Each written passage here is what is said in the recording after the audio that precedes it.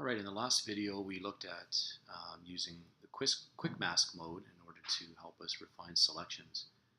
What we're going to do now is just play a little bit with refine edge. Now remember in the last tutorial we created a layer mask, and we did that so that we can edit this picture a little less destructively as simply just copy pasting it. Again, both systems work. It depends on just what you're used to. I kind of like using the brush tool instead of the eraser tool, but I mean both work. It just depends on what works for you. So this tutorial is just showing you this method of using a mask to just to clean up your image a little bit. So the first thing we're going to do right now, if you look at this image, I have this option of being able to click it over the transparent or over white or over black, and I want this final image to be over black. It depends what you want. So for me, all this excess stuff that's on the outside that the quick selection tool didn't really catch, just based on the original image, we want to clean that up a little bit. So what we're going to do right now is we're just going to click on the mask here, double click on the mask and bring up the properties of the layer mask, and we can very quickly just feather the mask, and that would take some of this off, and that would help a little bit. But I think what we're going to try instead here is we're going to just work with the mask edge tool, and what we're going to do here is we're going to just look at smoothing it out a little bit, and then we're going to feather just a little bit. Actually, if you see feather, it's actually it's making those lines more pronounced, so I'm not going to do that. I'm going to shift the edge instead, and just a little bit so that that edge kind of just goes away a little bit. It's not completely going away. Shift it all the way there, and then we start to lose some of our original picture. So I think what we'll do is we'll just shift it back, let's say about there. All right. And now what we're going to do here, and again, you can feather this, you can change the contrast, you can also go into the view mode here, and you can do this as an overlay, so you can see it on top of red, and we can actually refine the edge using this tool right here called edge detection in Smart Radius, and we can just jack up the radius here, and we can actually start to just clean up some of the edging.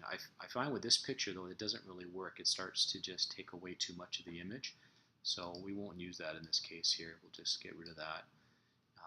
But that option's available for you. In this case, I'm just sort of want to look at this on top of all my layers just so I get a picture of what's happening here. Okay, so we're just going to say OK to this now, and now what we're going to do here is, if you look, again, I don't really like this because I want this to be on black, and I see these little pieces that are poking through. So this is one of the advantages of using the mask, is that we can non-destructively start to clean up this picture.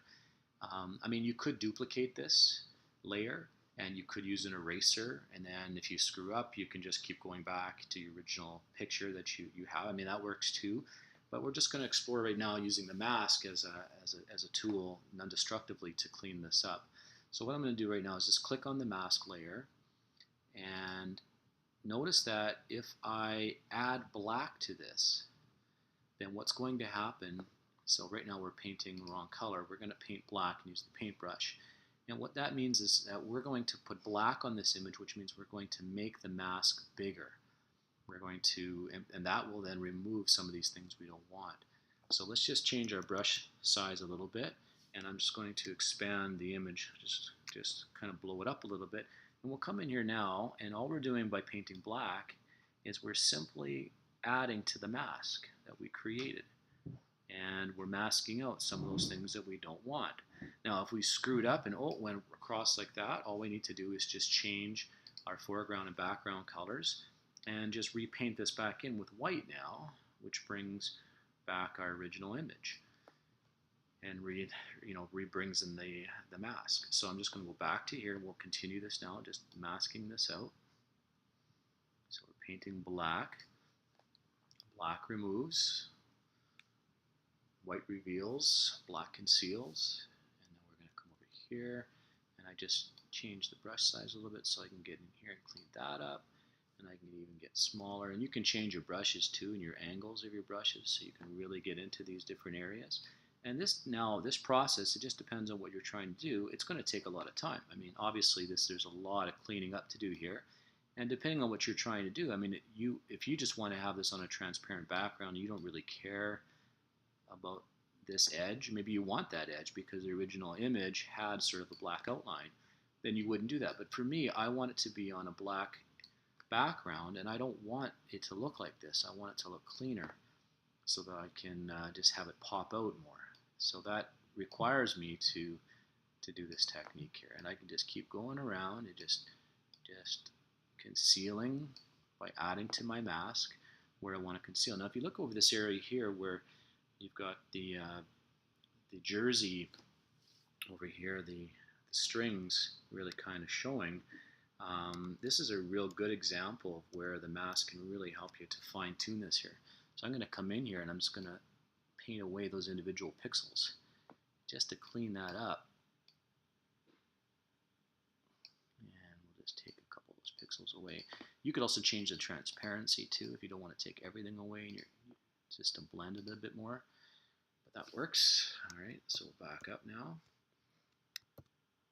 And that did a nice job of cleaning that up. And again, we worked all the way around our image to take care of all those little pieces until eventually we cleaned it up the way we want, just by